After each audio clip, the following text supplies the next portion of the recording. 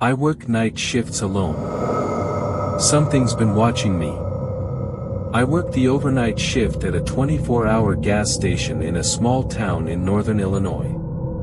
The area is surrounded by woods, and during the night, it's almost dead quiet. Most nights are uneventful, a few truckers, a couple of drunks, and sometimes nothing at all. But something happened last month that still keeps me up when I try to sleep during the day. It was a Tuesday night, or technically, early Wednesday morning, around 2:45 a.m. There was no one else in the store. I was behind the counter, scrolling through my phone, when I noticed something on the security monitor. It was the back camera, the one pointed at the dumpster. I saw what looked like a person standing just out of the light. At first, I thought it was just a shadow or maybe a tree moving in the wind. But it wasn't moving like a tree. It was still. Too still. I leaned closer and squinted.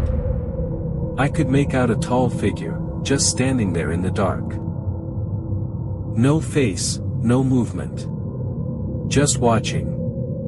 I switched to the front camera and saw no one approaching. I looked out the front window of the store. Nothing. When I looked back at the screen, the figure was gone. I got up, locked the front door, even though we're technically not supposed to, and called my manager. He didn't answer. I waited a few minutes, and eventually convinced myself it was probably just someone dumping trash, maybe a homeless guy.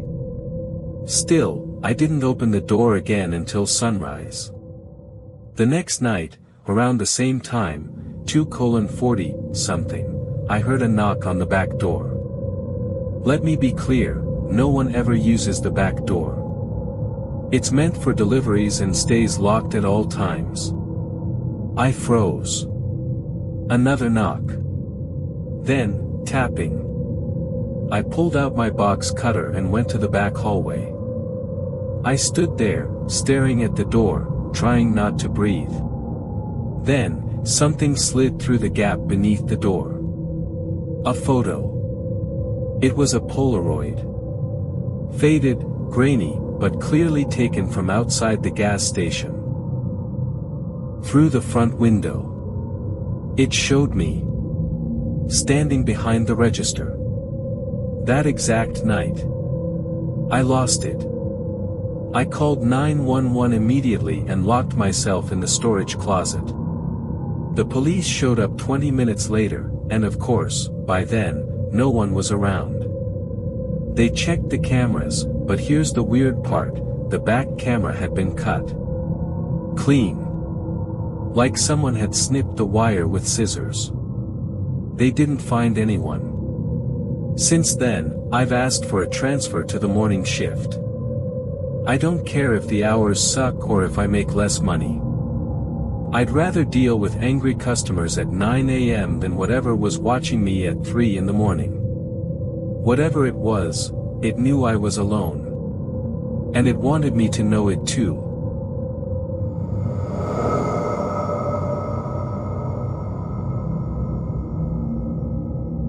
The thing under my trailer.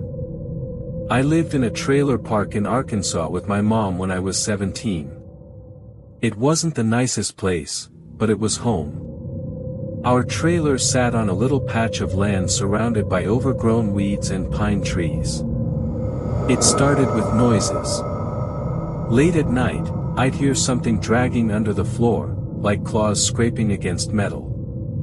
At first, I thought it was just raccoons or a stray dog. One night around 1 a.m., I was sitting in bed reading when I heard something knock from underneath the floor. Not tap. Knock. 3 slow thumps under where my bed was. I froze. Our floor vents would rattle lightly after that, like someone was brushing their hand across them. My mom heard it too. She called pest control the next day, but they didn't find anything. A few nights later, I got curious. I went outside with a flashlight and shined it toward the crawlspace entrance behind the trailer. The cover was slightly ajar. Not enough to notice at first, but enough that something could slip in. I bent down and aimed the light inside. I didn't see anything, at first. But as I backed away, I noticed something in the dirt. Footprints. Small, human-like, but wrong. Toes too long. No shoes. I didn't sleep at all that night. The next morning, I found scratch marks under my bed. Deep, angry marks, like something had been trying to claw its way up through the floor. That day, I begged my mom to let us stay at my aunt's place.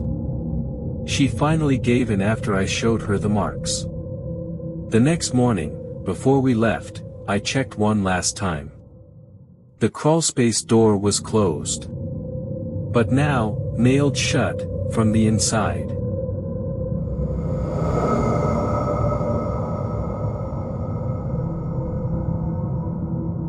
My brother disappeared in the woods, then came back different. 3 years ago, my family went camping in the Upper Peninsula of Michigan. We were deep in the forest, no signal, no service, nothing but trees and silence. On the second day, my younger brother, Adam, went off to collect firewood. He was gone for a while. After about an hour, we started calling for him. No answer. Panic set in. My parents started yelling, running in different directions. After 7 hours, just as the sun was going down, Adam walked out of the woods. He looked fine. No cuts, no bruises. Just, quiet. He wasn't crying or scared, just calm. Too calm. When we asked him where he'd been, he shrugged and said, "I was with the other you." I laughed nervously and asked what he meant. He said, "I saw another you in the woods.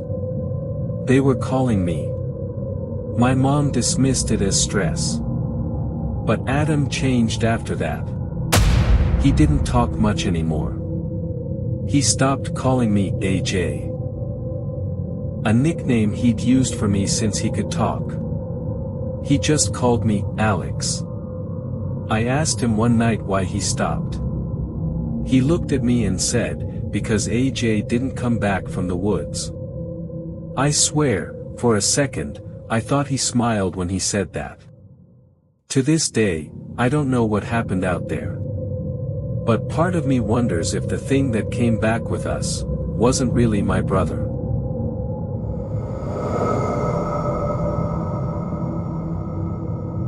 I used to explore abandoned buildings. One of them wasn't empty. Back in college, I was obsessed with urban exploration. Abandoned hospitals, factories, old schools, if it was falling apart, I wanted to see it. One place stuck with me.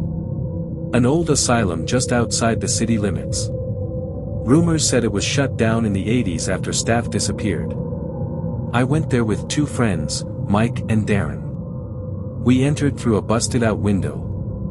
Inside, the air was thick and smelled like mold and rust. Everything was covered in dust. We were about 30 minutes in when we started hearing footsteps on the floor above us. Heavy, boot-like footsteps. We thought maybe another explorer was there, but we never saw anyone. Then we reached the stairwell. At the top stood a figure, not moving. Just standing there. Head tilted, facing us. We froze. Mike whispered, "Dude, is he wearing a mask?" The figure stepped back into the darkness without a word. We turned around and ran. But the weirdest part. When we reviewed the footage later, the stairwell was empty. But in the reflection of a cracked window, we saw something else. A man. Pale, hairless, wearing a hospital gown. Standing directly behind us, less than 5 feet away. We never saw him in person. But he was there. Watching.